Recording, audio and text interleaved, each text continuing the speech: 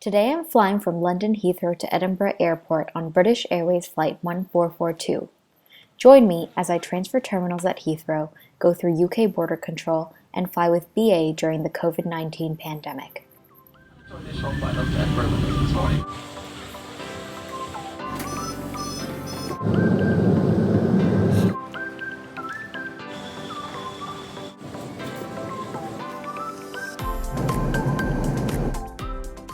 My previous flight landed in Terminal 2, and this British Airways flight was in Terminal 5.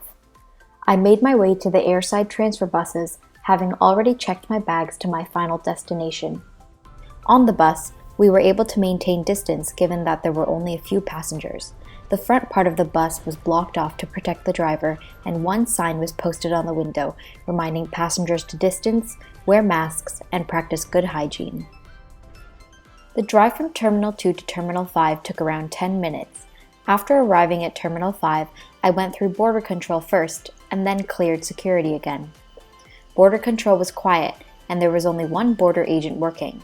However, this isn't unique to the pandemic. I find that border control when transferring from Terminal 2 to Terminal 5 is usually quiet and quick. The border agent checked my passport and also asked to see my completed passenger locator form. The UK government requires that everyone arriving in the UK have this form completed during the pandemic. Security was busier than border control, but I only had to wait for 2 people before me in the line.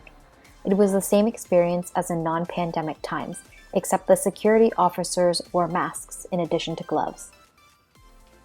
Inside the departure area, it was much busier than Toronto Pearson Airport, with many leisure passengers taking advantage of the UK's travel corridors.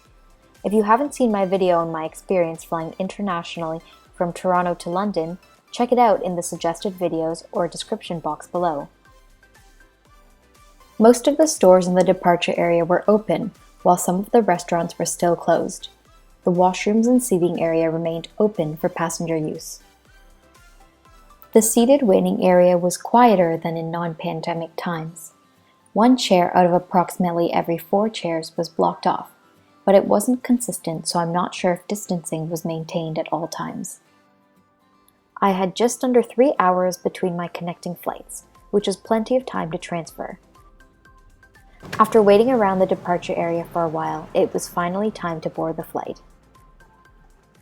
British Airways boarded the flight by row numbers, which is different from non-pandemic times. Normally, BA will board by group number, with those who are seated in Club Europe or have One World status boarding first. Today, they boarded the plane from back to front, calling out the last 10 rows for boarding first.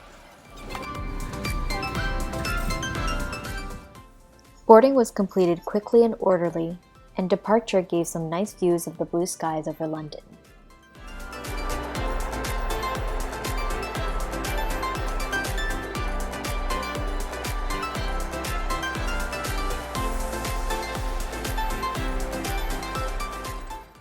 After boarding, the flight attendants distributed a personal protection pack containing some hand sanitizer gel and an antibacterial towel.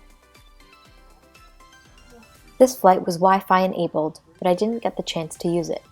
The seats had a coat hook, tray table, and seat pocket.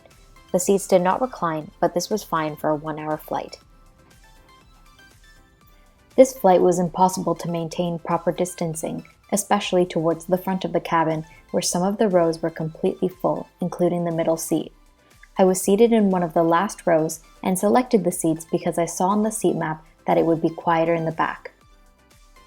After departure, the flight attendants distributed a bag of snacks containing a bottle of water, a bag of chips, and a bag of pretzels. This was different from non-pandemic times, where normally there is no in-flight meal or snack, and instead there is an option to purchase food. I really enjoyed the snack bag, and I hope British Airways continues with it. After watching the skies for a while, we started our descent into the noticeably cloudier and grayer Edinburgh. Overall, I thought this flight was perfectly adequate. The Heathrow Airport transfer experience was faster than normal, given the lower number of people flying into the UK internationally. It's unfortunate that the front of the plane was so full, as this could be risky if a passenger was ill. but the boarding and disembarking processes were managed well by the flight crew, and the snack bag and personal protection pack were good add-ons. Disembarking the plane was another novel pandemic experience. Passengers were asked to disembark by rows of 10 that the flight attendants announced, this time from front to back. Everyone listened to the flight attendants and only stood up when their row was called. This process took longer than a normal deplaning, but was definitely more orderly and comfortable for maintaining distance from other passengers. Edinburgh Airport was incredibly quiet. Most of the stores were closed, except for the Wetherspoons. My suitcase was already waiting for me when I reached the baggage carousel, so I was able to leave the airport quickly to my accommodation. I hope you enjoyed this video, and thank you for watching. Please give a like and subscribe for more traveling experiences.